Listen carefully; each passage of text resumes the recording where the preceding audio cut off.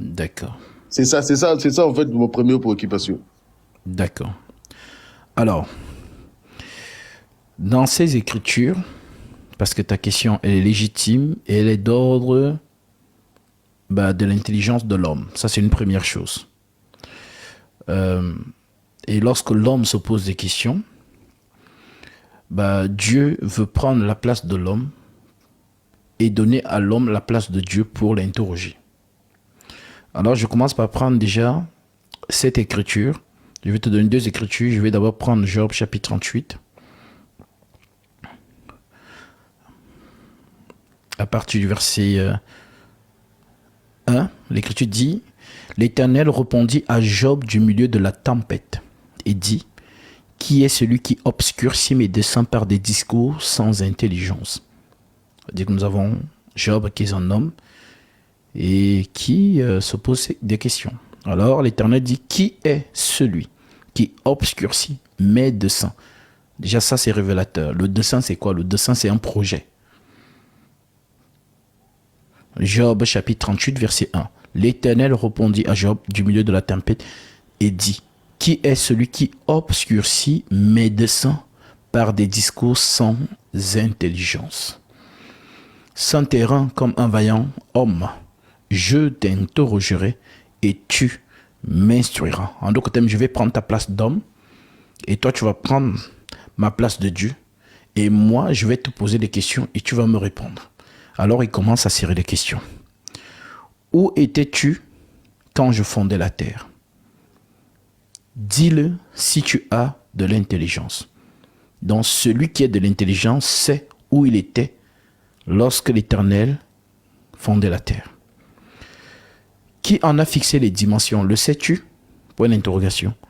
Ou qui en a étendu sur elle le cordeau? Sur quoi ces bases sont-elles appuyées? Ou qui en a posé la pierre angulaire? Il répond en disant: alors que les étoiles du matin.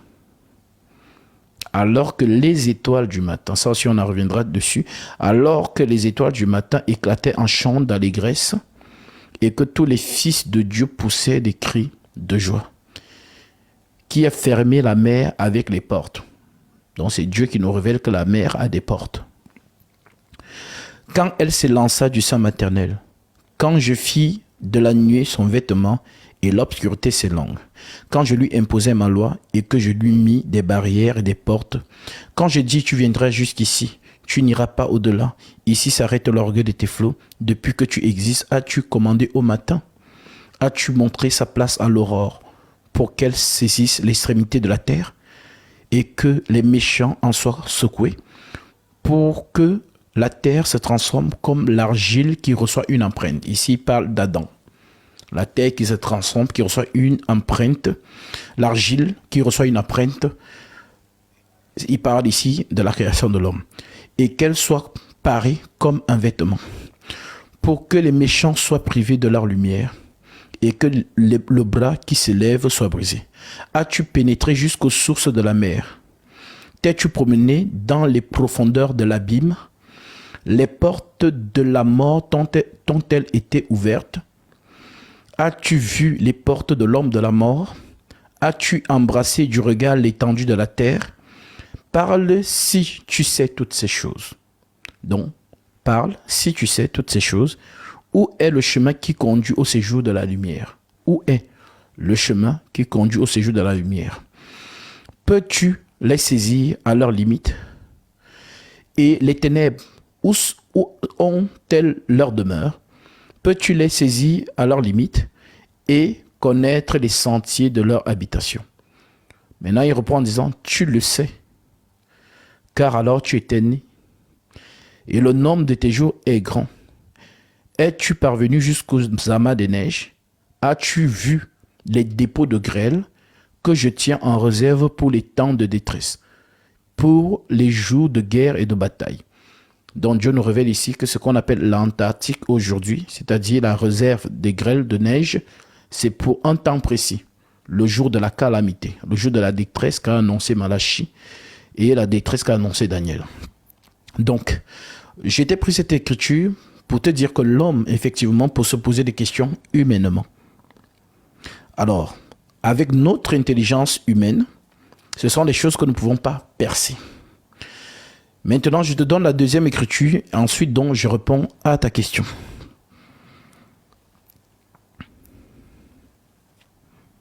Nous sommes ici dans Ésaïe, chapitre 55, verset 8. Je prends même à partir du verset 7 pour la meilleure compréhension. Ésaïe 55, verset 7 en descendant. L'Écriture dit que le méchant abandonne sa voie, que le méchant abandonne sa voie et l'homme d'iniquité ses pensées. Que le méchant abandonne sa voie et l'homme d'iniquité ses pensées. Qu'il retourne à l'Éternel qui aura pitié de lui. À notre Dieu qui ne se lasse pas de pardonner. Car mes pensées ne sont pas vos pensées, et mes voix ne sont pas vos voix, dit l'Éternel. Autant les cieux sont élevés au-dessus de la terre, autant mes voix sont élevées au-dessus de vos voix, et mes pensées au-dessus de vos pensées. Comme la pluie et la neige descendent des cieux, et n'y retournent pas sans avoir arrosé, fécondé la terre et faire germer les plantes sans avoir donné de la semence au semeur, et du pain à celui qui mange. Ainsi en est-il de ma parole qui sort de ma bouche. Elle ne retourne point à moi sans effet, sans avoir exécuté ma volonté et accompli mes desseins. Donc retiens bien ta question. Ainsi en est-il de ma parole qui ne sort de ma bouche. Elle ne retourne point à moi sans effet, sans avoir exécuté ma volonté et accompli mes desseins. Oui, vous sortirez avec joie et vous serez conduits en paix. Les montagnes, les collines éclateront en allégresse devant vous et tous les arbres de la campagne battront des mains. Je m'arrête ici. Alors, maintenant, le livre de 1 roi que tu as donné, c'est une répétition de Chroniques. Parce qu'on retrouve cet élément dans 2 Chroniques, chapitre 18, verset 18, que je vais lire, pour rafraîchir la mémoire de ceux qui nous écoutent. L'Écriture dit dans 2 Chroniques, chapitre 18, au verset 18, alors, et Michée dit, écoutez donc la parole de l'Éternel. J'ai vu l'Éternel assis sur son trône, et toute l'armée des cieux se tenant à sa droite et à sa gauche. Donc, toute l'armée des cieux à sa droite et à sa gauche, on parle ici des anges de lumière, ceux qui sont restés fidèles, et des anges déchus. Ça veut dire que ce n'est pas parce qu'ils sont déchus qu'ils ne sont plus au service de l'Éternel. Je répète, ce n'est pas parce qu'ils sont déchus qu'ils ne sont plus au service de l'Éternel. On va aller pas à pas. Alors, et l'Éternel dit, qui séduira Akab, roi d'Israël? Déjà, il faut qu'on sache qu'est-ce que Akab a fait. Akab, c'est le mari de Jézabel.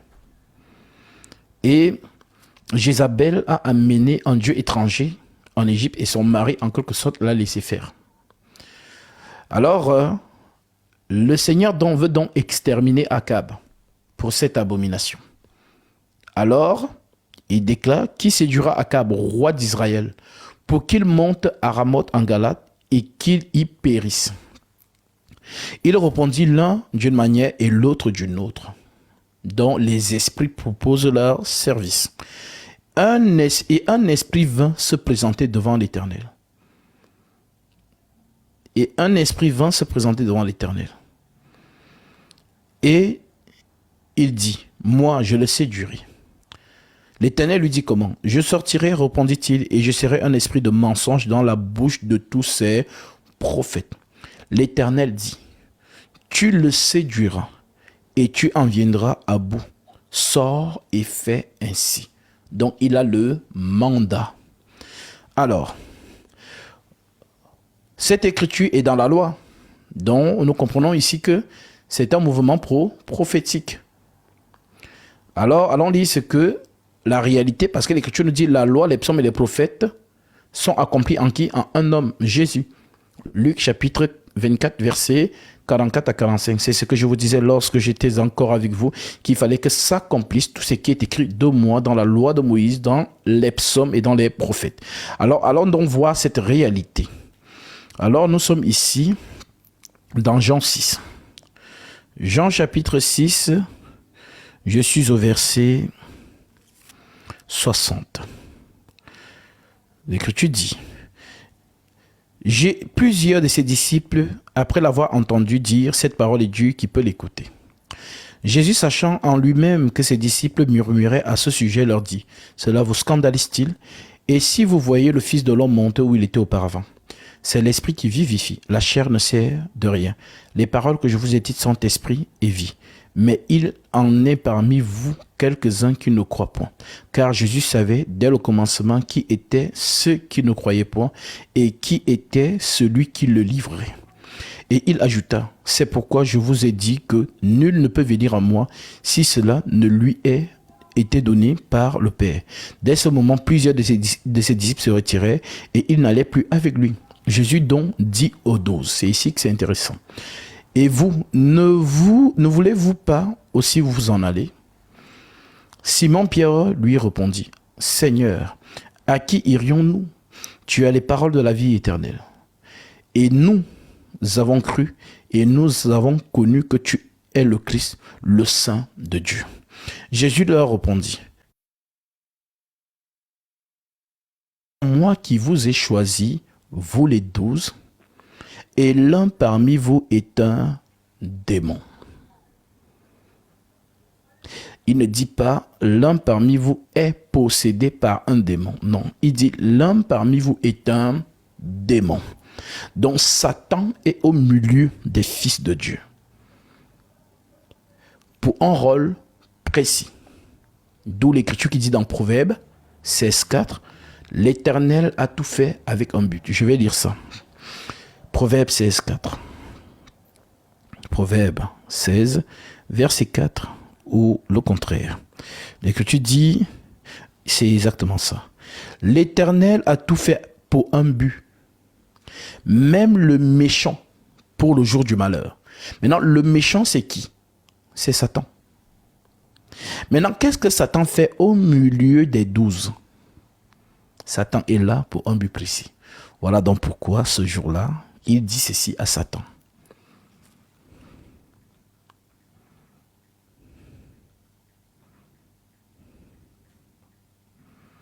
Alors, nous sommes dans Matthieu.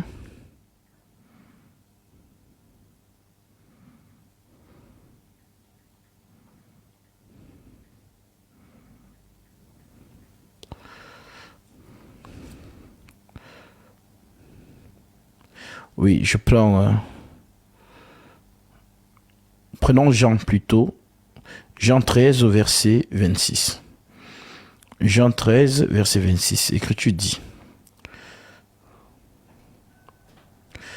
Jésus répondit, c'est celui à qui je donnerai le morceau trempé. Et ayant trempé le morceau, il le donna à Judas, fils de Simon et Iscariote. Dès que le morceau fut donné, Satan entra dans Judas. En d'autres termes, Judas, c'est le tabernacle de Satan. Jésus, c'est le tabernacle de l'esprit. Donc, voilà pourquoi le jour de son baptême, l'esprit est venu entrer tel que Jean rend témoignage. Maintenant, Judas Iscariote, c'est le tabernacle de Satan, donc c'est Satan humainement. Alors, l'Écriture nous dit donc ici, dès que le morceau fut donné, Satan entra dans Judas. Jésus lui dit, ce que tu fais, fais-le promptement. Donc, entre en scène. Donc, le Seigneur donne donc l'ordre à Satan de faire ce pourquoi il a été auprès des apôtres durant tout ce temps-ci. Alors, une fois qu'on a compris ça, quand on vient donc dans le livre de Lamentations, chapitre 3, versets 27 à 28, l'Écriture nous dit, Lamentations 3, le verset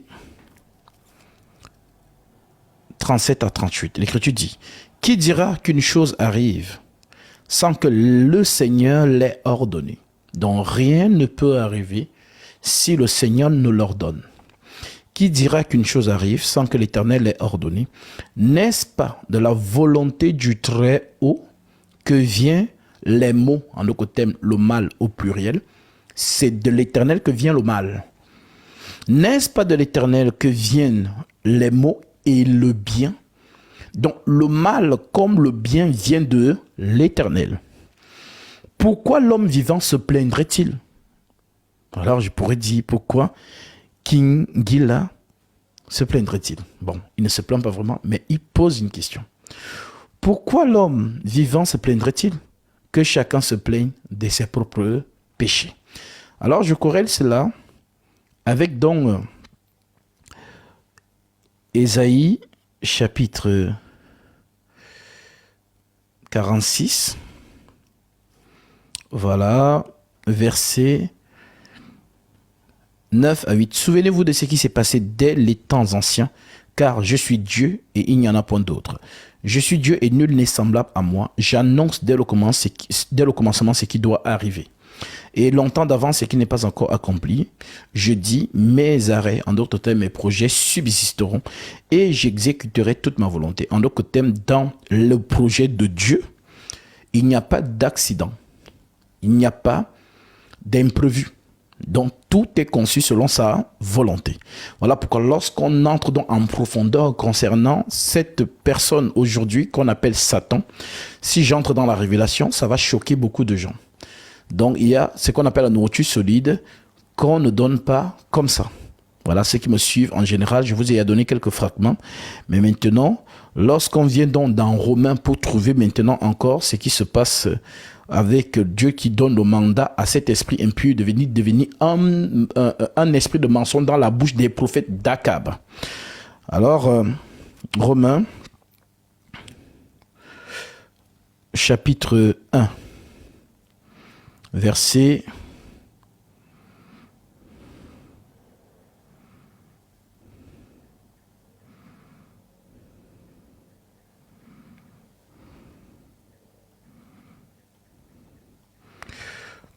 'Alors, prenons plutôt Thessaloniciens, chapitre 2. L'Écriture dit, au verset 10, mais en Romains aussi, nous retrouvons ça. Et avec toutes les... On dit... Alors, 2 Thessaloniciens, chapitre 2, je prends à partir du verset 10. Bon, je prends à partir du verset 9. L'apparition de cet impie se fera par la puissance de Satan, avec toutes sortes de séductions de l'iniquité pour ceux qui périssent, parce qu'ils n'ont pas reçu l'amour de la vérité pour être sauvés. Aussi Dieu leur envoie une puissance d'égarement pour qu'ils croient au mensonge. Aussi Dieu leur envoie une puissance d'égarement pour qu'ils croient au mensonge. En d'autres termes, l'ennemi ou le menteur, il est dans le projet divin. Voilà pourquoi, si on met dans notre cerveau dans ces choses, on se perd. Alors, si on se perd, on devient donc comme cette personne à qui Paul a répondu ceci. Toujours dans Romains. Romains chapitre 9 au verset 14. L'Écriture dit, que dirons-nous donc? Hein? Kingila, que dirons-nous donc? Y a-t-il en Dieu de l'injustice? Loin de là, répond Paul. Car il dit à Moïse, je ferai miséricorde à qui je fais miséricorde, et j'aurai compassion de qui j'ai compassion. Ainsi donc cela ne dépend ni de celui qui veut, ni de celui qui court, mais de Dieu qui fait miséricorde. Car l'Écriture dit à Pharaon, donc Pharaon qui est ici le type ou encore la préfiguration de Satan. L'Écriture dit à Pharaon, je t'ai suscité à dessein pour montrer en toi ma puissance. Donc le dessein ici, je te rappelle le premier livre qu'on a lu, Job, où Dieu dit à Job, qui est celui qui obscurcit mes desseins par des discours sans intelligence. Donc, car l'Écriture dit à Pharaon, j'étais suscité à dessein, donc tu es dans mon projet. Satan, tu es dans mon projet. J'étais suscité à dessein pour montrer en toi ma puissance. En d'autres termes, toi, Satan, toi, l'ange que je crée ici, je te donne toute la puissance. C'est le pourquoi j'ai dit, Lorsque, voilà, si tu voudrais qu'on pousse encore plus loin, on entrera plus en profondeur. Je t'ai créé, je te fais Dieu. Je te donne toute ta puissance. Et tu domineras sur tous. Voilà pourquoi la mort a régné. Satan, c'est la mort. C'est le pourquoi l'Écriture dit le dernier ennemi qui sera tué, c'est la mort. Maintenant, la mort a régné. Donc, cette mort qui règne, c'est quoi? C'est la mort qui retient tous les hommes. Voilà donc pourquoi celui qui va donc terrasser la mort, c'est celui-là qui va recevoir l'adoration. Et c'est là où Paul s'exclame dans 1 Corinthiens chapitre 15. Je m'en vais vite là-bas. 1 Corinthiens 15, il dit ici, voilà, c'est vraiment très profond. Paul dit au 1 Corinthiens 15, verset 56. Je prends à partir du verset, voilà, 55. La mort a été, bon, je prends à partir du verset 54. Lorsque ce corps corruptible aura revêtu l'incorruptibilité et que ce corps mortel aura revêtu l'immortalité, alors s'accomplira la parole qui est écrite. La mort a été engloutie dans la victoire. Ô mort, où est ta victoire? Ô mort, où est ton aiguillon? L'aiguillon de la mort, c'est le péché. Et la puissance du péché, c'est la loi. Mais grâce soit rendue à Dieu qui nous donne la victoire par notre Seigneur Jésus-Christ. Ainsi, mes frères bien-aimés, soyez fermes, inébranlables, travaillant de mieux en mieux à l'œuvre du Seigneur, sachant que votre travail ne sera pas vain dans le Seigneur. Donc, je reviens dans Romains chapitre 9 au verset 14. Que dirons-nous donc? Y a-t-il en Dieu de l'injustice? Loin de là, car il dit à Moïse, je ferai miséricorde à qui je fais miséricorde et j'aurai compassion de qui j'ai compassion. Ainsi donc, cela ne dépend ni de celui qui veut, ni de celui qui court. Bon, courir, c'est faire les efforts. Ni de celui qui court, mais Dieu qui fait miséricorde. Car l'Écriture dit à Pharaon, je t'ai suscité à dessein pour montrer en toi ma puissance afin que mon nom soit publié par toute la terre. Ainsi, il fait miséricorde à qui il veut et il endurcit qui il veut. Donc, qui fait miséricorde, c'est Dieu. Qui endurcit, c'est toujours Dieu lui-même. Je fais miséricorde à qui je fais miséricorde et j'endurcis qui je veux. Il endurcit qui il veut. Tu me diras, mais attends, c'est lui qui m'a endurci. Tu me diras, pourquoi blâme-t-il encore? Pourquoi blâme-t-il encore? C'est toi qui m'as endurci, c'est encore toi qui me blâme. Donc, tu me diras, pourquoi blâme-t-il encore? Car qui est-ce qui résiste à sa volonté? Donc, aucune entité ne résiste à la volonté de la suprématie, de l'absolu, en d'autres termes, l'éternel. Aucune entité, qu'il soit de lumière, qu'il soit des ténèbres, ne résiste. Donc, lorsqu'il te dit de faire quelque chose, tu le fais. Donc, ceci, nous parlons bien de ce qu'il nous a dit dans Ésaïe chapitre 46. Souvenez-vous de ce qui s'est passé dans les temps anciens, car je suis Dieu, il n'y en a point d'autre. Je suis Dieu et nul n'est semblable à moi. J'annonce dès le commencement ce qui doit arriver. Et longtemps d'avance, ce qui n'est pas encore accompli, je dis mes arrêts subsisteront et j'exécuterai toute ma volonté. Verset 20. Ô homme, donc Paul répondant à cette question du verset 19, tu me diras pourquoi blâme-t-il encore? Car qui est-ce qui résiste à sa volonté? Ô homme, toi plutôt qui es-tu pour contester avec Dieu? Le vase d'argile dira-t-il à celui qui l'a formé, pourquoi m'as-tu fait ainsi?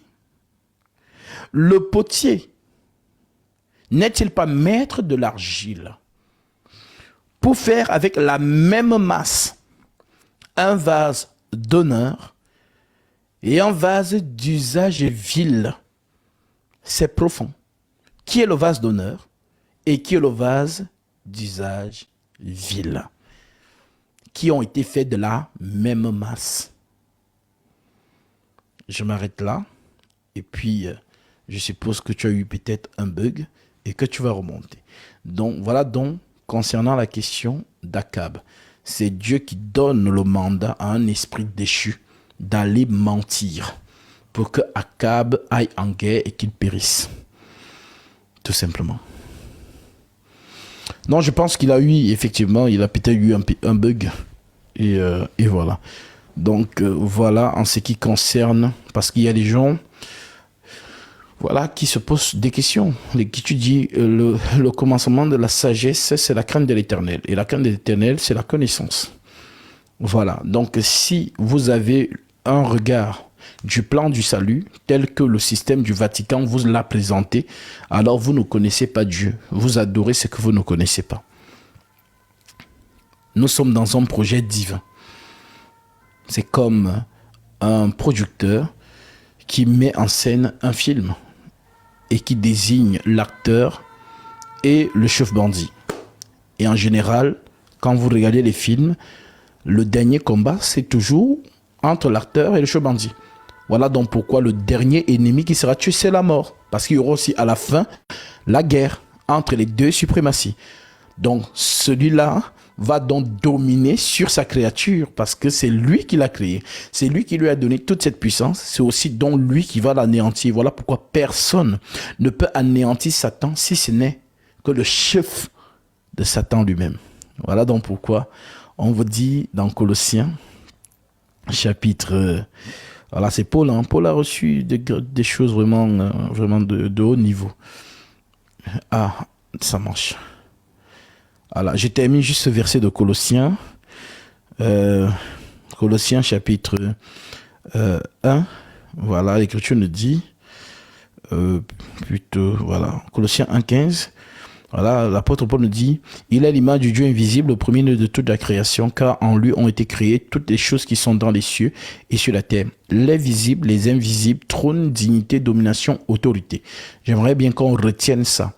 Trône, dignité, domination, autorité. Ici, c'est qui les trônes, c'est qui les dignités, c'est qui les dominations, c'est qui les autorités. Alors, pour savoir qui ils sont, on prend...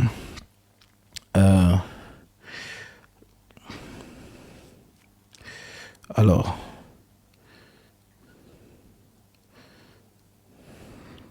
excusez-moi.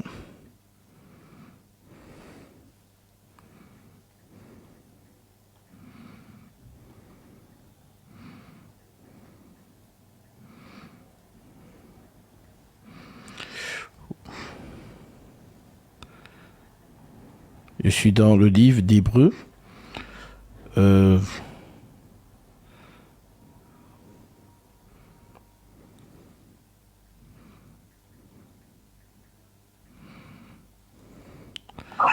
de Dieu, vous m'entendez? Donc, prenons Éphésiens 6, c'est plus explicite. Éphésiens 6, 12. Car nous n'avons pas à lutter contre la chair et le sang, mais contre les dominations. Donc vous retrouvez Colossiens. Contre les dominations, contre les autorités, contre les principautés,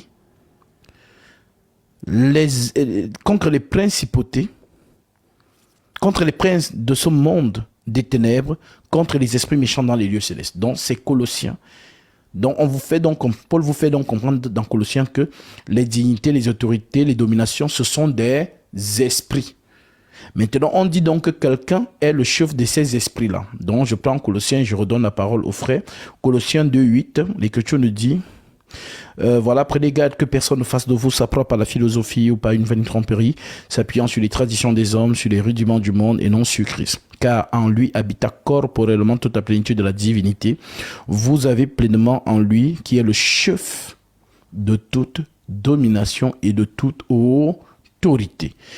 Et c'est en lui que vous avez été circoncis d'une circoncision qui n'a pas été faite une circoncision que la main n'a pas faite, mais de la circoncision de Christ qui consiste dans le dépouillement du corps de la chair. Ayant été enseveli avec lui par le baptême, vous êtes aussi ressuscités en lui et avec lui par la foi en la puissance de Dieu qui l'a ressuscité des morts. Vous étiez morts par vos offenses et par l'incirconcision de votre chair, il vous a rendu à la vie avec lui en vous faisant grâce pour toutes nos offenses. Il a effacé l'acte dont les ordonnances nous condamnaient et qui subsistait contre nous en les détruisant. Il a détruit en la clouant à la croix. Il a dépouillé les dominations dont ça revient, les autorités et les a livrées publiquement en spectacle. Donc Paul nous révèle que le chef des principautés, le chef des autorités, le chef des dominations, c'est le Seigneur Jésus-Christ. Et là, C'est là maintenant qu'on entre dans la dimension de ce que vous appelez communément archange. Archange, c'est un jeu de mots, arc-ange, en d'autres termes, ange supérieur. Voilà, donc voilà, on en reviendra si vous voulez qu'on puisse entrer dedans. Voilà un peu mon frère, en quelque sorte. Oui, vous m'entendez?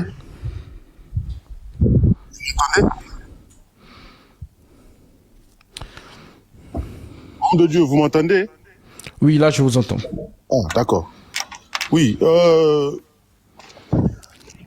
avant que je vous réponde, en fait, par rapport à tout ce que vous venez de me faire voir, de me faire comprendre d'ailleurs, c'est quoi votre conclusion d'abord par rapport à ma question pour que je comprenne comment est-ce que je peux répondre selon ma compréhension aussi. Est-ce qu'il y a moyen de conclure un peu tout ce que vous venez de dire, même en une seule phrase, pour que je comprenne un peu le verset que je vous ai donné tout à l'heure? Alors, en conclusion... Un petit commentaire, s'il vous plaît. Voilà, donc en conclusion, c'est que toutes les écritures que je t'ai données, c'est que c'est le Seigneur lui-même qui est à l'origine de toutes choses, conformément à Lamentation 3, 37, 38, qui dira qu'une chose arrive sans que l'Éternel l'ait ordonné. N'est-ce pas de la volonté du Très-Haut que viennent le mal et le bien, tout simplement. Ah, ok. Donc, je pense que on a tous les deux la même pensée. Alors, et si on doit réfléchir comme ça, c'est-à-dire que on doit dire que Dieu lui-même c'est le diable, quoi. Non, justement. Explique-moi maintenant. On ne peut pas dire que Dieu, c'est le diable. Dieu, c'est l'Éternel. Maintenant, l'Éternel décide de faire un projet. D'où l'écriture d'Ésaïe 46, 9, 10. Tu sais quoi? Je vais te donner une révélation. Ce moment était prévu parce que je l'ai reçu, qu'une personne montera et me posera cette question. Je te le dis au nom de Jésus-Christ. Aujourd'hui, en faisant la vaisselle. Et cette pensée donc, l'Éternel n'est pas le diable. L'Éternel est l'Éternel, c'est lui qui met en projet son œuvre. Voilà pourquoi l'écriture de Paul dans Romains chapitre 9, il te dit: ô homme, qui es-tu pour contester avec Dieu? Le vers d'Agile dira-t-il à celui qui l'a formé: pourquoi m'as-tu fait ainsi? Le potier n'est-il pas maître de l'argile pour faire avec la même masse un vase d'honneur et un vase d'usage vil? En d'autres termes, l'Éternel, c'est le créateur. Ça veut dire que si le créateur, conformément à Isaïe chapitre 46, 9 à 10, ainsi, souvenez-vous de ce qui s'est passé dans les temps anciens, car je suis Dieu et il n'y en a point d'autre. Je suis Dieu et nul n'est semblable à moi. J'annonce dès le commencement ce qui doit arriver. Et longtemps d'avance, ce qui n'est pas encore accompli, je dis, mes arrêts subsisteront et j'exécuterai toute ma volonté. Donc nous voyons ici un dessein. Et ce dessein-là, il a donc créé un archange en qui lui-même il a mis donc la rébellion. Voilà pourquoi l'écriture dit, si tu me permets, je vais lire ça parce que ça va nous permettre de monter. Dites-moi tout, lisez tout, lisez tout. Ézéchiel chapitre 28. Ézéchiel 28, je prends le verset 12 directement, ou le verset 11 même. La parole de l'Éternel me fut adressée en ces mots: fils de l'homme, prononce une complainte sur le roi de Tyr. Tu lui diras: tu mettais le sceau à la perfection. Maintenant, vraiment, suis-moi méticuleusement parce que je vais révéler des choses ici que tu vas comprendre. Tu mettais le sceau à la perfection. Donc, le sceau à la perfection, c'est qui? C'est celui que nous appelons aujourd'hui Satan, le déchu. Jadis, il était, on conjugue bien sur le passé. Tu mettais le sceau à la perfection. Tu mettais le sceau à la perfection. Maintenant, je vais te montrer une écriture qui va te parler. Jean, chapitre 6. Verset 27. L'écriture dit quoi? L'écriture dit: travaillez non pour la nourriture qui périt, mais pour celle qui subsiste pour la vie éternelle, et que le Fils de l'homme vous donnera, car c'est lui que le Père, que Dieu a marqué de son sceau. Donc, le sceau de Dieu, c'est Jésus. Maintenant, on nous dit dans Ézéchiel que le jadis chérubin protecteur aux ailes déployées était le sceau. Tu mettais le sceau à la perfection. Donc, ça vient donc à ce que je te disais, et non pas moi en premier, mais Paul, il a expliqué ça, mais beaucoup de gens n'ont pas compris. Le maître, le potier n'est-il pas maître de l'argile pour faire avec la même masse un vase d'honneur et un vase d'usage vil. Donc, le vase d'honneur et le vase d'usage vil sont faits de la même masse. Je vais un peu essayer de t'illustrer pour faciliter la compréhension à ceux qui nous écoutent. Voilà, c'est juste pour faciliter la compréhension. Donc, nous avons les deux, comme Paul dit, un vase d'honneur, un vase d'usage vil. C'est pour faciliter la compréhension à ceux qui nous écoutent. Ça veut dire quoi? Ça veut dire que si dans les yeux de la révélation, Satan t'apparaît, tu vas croire que c'est Dieu. Donc le Satan qu'on nous montre dans la télé, les films et tout ça, qu'il est moche avec les cornes, avec ceci, cela, ce n'est jamais lui. Mais la description qu'on fait de lui ici, on continue dans Ézéchiel, puisqu'on a montré les deux sceaux. On dit c'était un sceau. On dit que Jésus aussi est le sceau. Maintenant, on continue. Tu mettais le sceau à la perfection.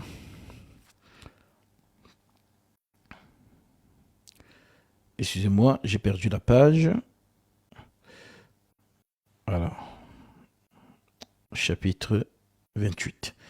Tu mettais le sceau à la perfection. C'est très important de retenir ça. Tu mettais le sceau à la perfection. Tu étais plein de sagesse, parfait en beauté. Parfait en beauté. Tu étais en Éden, le jardin de Dieu. C'est un langage prophétique. Tu étais en Éden, le jardin de Dieu. Donc le jardin, parce qu'il y a l'Éden et il y a le jardin. Donc le jardin, c'est la création.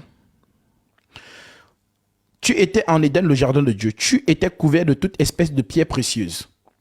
De sardoine, de topaz, de diamant, de saphir, d'escarboucle, d'onyx, de jaspe, de chrysolite, d'émeraude et d'or.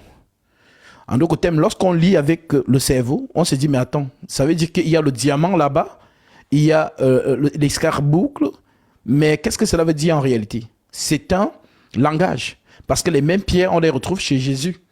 Apocalypse chapitre 4, je vais lire pour que ceux qui nous écoutent comprennent. Voilà, c'est que Paul a appelé la nourriture solide. Voilà, parce qu'il disait dans 1 Corinthiens chapitre 3, je vous ai donné du lait et non de la nourriture solide parce que vous ne pouviez pas la supporter et vous ne le pouvez pas même à présent parce que vous êtes encore charnel. Donc, je lis ici Apocalypse chapitre 4, je prends le verset 1. Après cela, je regardais et voici, une porte était ouverte dans le ciel. Donc la porte, c'est une expression prophétique. La porte ouverte dans le ciel, c'est le Seigneur Jésus-Christ parce qu'il s'identifie à une porte en disant « Je suis la porte des brebis ». Donc la porte ouverte dans le ciel, ce n'est pas une porte comme la porte de ta chambre ou bien la porte du salon. Voilà, c'est la porte, c'est une entité. Donc c'est le Seigneur Jésus-Christ. Après cela, je regardais et voici une porte était ouverte dans le ciel.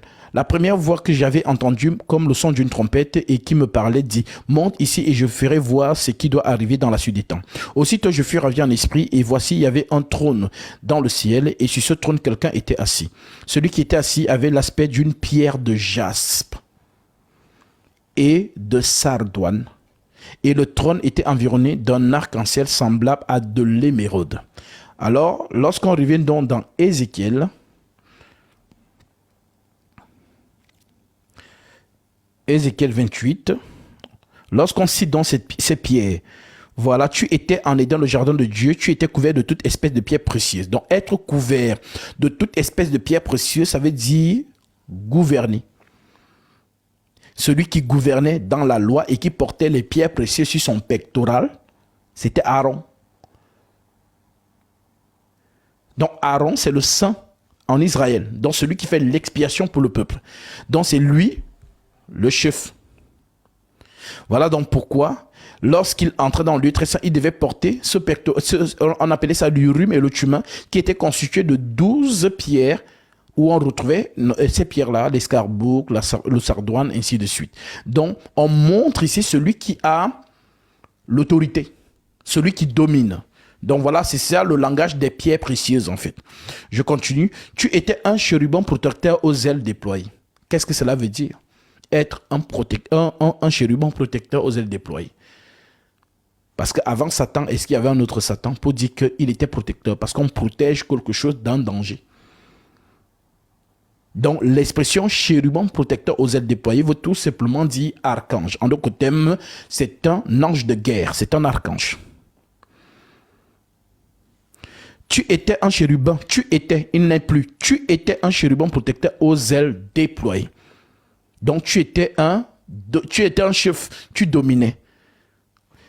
Je t'avais placé et tu étais sur la sainte montagne de Dieu. Maintenant, qu'est-ce que cela veut dire être placé sur la sainte montagne de Dieu? Ça veut dire être élevé. Tu marchais au milieu des pierres intercédantes. Que veut dire milieu? Le milieu ici, ce n'est pas que non, je me place au milieu. Non, le milieu ici, c'est la domination. Voilà pourquoi on dit l'agneau qui était assis au milieu du trône et des 4 êtres vivants. Donc celui qui est au milieu, c'est celui qui domine. On parle ici de la domination de ce jadis chérubin protecteur aux ailes déployées. Tu étais intègre dans toutes tes voies. Tu étais dans la vérité. Depuis le jour où tu fus créé, jusqu'à celui où l'iniquité a été trouvée chez toi. Par la grandeur de ton commerce, le commerce ici, c'est la gouvernance. Par la grandeur de ton commerce, tu as été rempli de violence. Tu as péché. Je te précipite de la sainte montagne de Dieu. En d'autres termes, je te destitue de ton grade. Donc, de la lumière où tu étais, tu deviens déchu. Un peu comme quelqu'un qui a été général à qui on a enlevé les galons. Par la grandeur de ton commerce, tu as été rempli de violence, tu as péché. Je te précipite de la montagne de Dieu et je te fais disparaître du chérubin protecteur, du milieu des pierres intercédantes, dont tu n'y domines plus. Ton cœur s'est élevé à cause de ta beauté. Tu as corrompu ta sagesse par ton éclat. Je te jette par terre. Je te livre en spectacle au roi. Par la multitude de tes iniquités, par l'injustice de ton commerce, tu as profané tes sanctuaires. Le sanctuaire, c'est quoi? C'est une demeure. Maintenant, on dit ici qu'il a profané ses sanctuaires. En d'autres termes, il a souillé ses sanctuaires. Je fais sortir du milieu de toi un feu qui te dévore. C'est ça qui est très important. Je fais sortir du milieu de toi un feu qui te dévore. En d'autres termes, je fais sortir de ta catégorie un feu qui va te dévorer. Maintenant, nous allons donc chercher le feu dévorant, c'est qui? Alors, nous prenons Deutéronome, chapitre 4. Deutéronome 4, 24, l'Écriture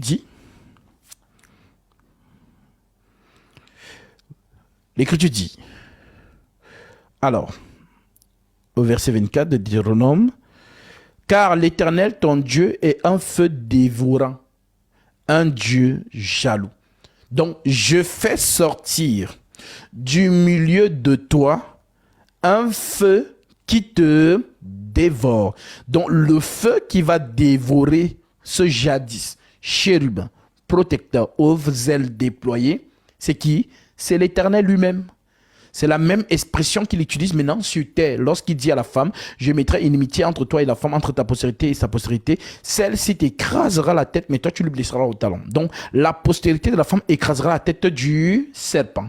C'est la même expression dont maintenant là-bas, je fais sortir du milieu de toi un feu qui te dévore. Donc, la personne qui va dévorer, ce n'est que l'Éternel lui-même. Voilà donc pourquoi, une fois qu'on a compris ça, quand on vient donc lire dans Apocalypse chapitre 12, tu vas remarquer quelque chose là-bas. Apocalypse 12, verset 7. Et il y eut guerre dans le ciel. Michel et ses anges combattirent contre le dragon. Et le dragon et ses anges combattirent, mais ils ne furent pas les plus forts et leur place ne fut plus trouvée dans le ciel. Donc, Michel et ses anges Maintenant, si je te posais la question, il y a combien d'archanges dans les Saintes Écritures, de Genèse à l'Apocalypse? Il n'y a qu'un seul qui a la mention archange, c'est Michael. Donc, Michael et ses anges combattirent contre le dragon et ses anges. Donc, pourquoi on l'appelle maintenant dragon? Normalement, on doit l'appeler archange. Parce qu'il est le chef d'une milice déchue. Et Michael est le chef d'une milice de lumière. Donc, Michael, c'est qui? C'est le Seigneur lui-même. Qui va donc combattre contre le déchu. C'est donc ça, en fait. Voilà donc pourquoi les deux, l'image que je t'ai montrée là, les deux doivent donc combattre. Et c'est le plus fort qui va donc remporter la bataille. En quelques mots.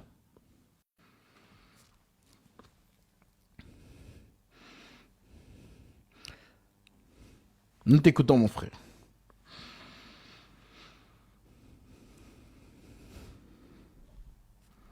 Allô? Oui, vous m'entendez? Là, je vous entends.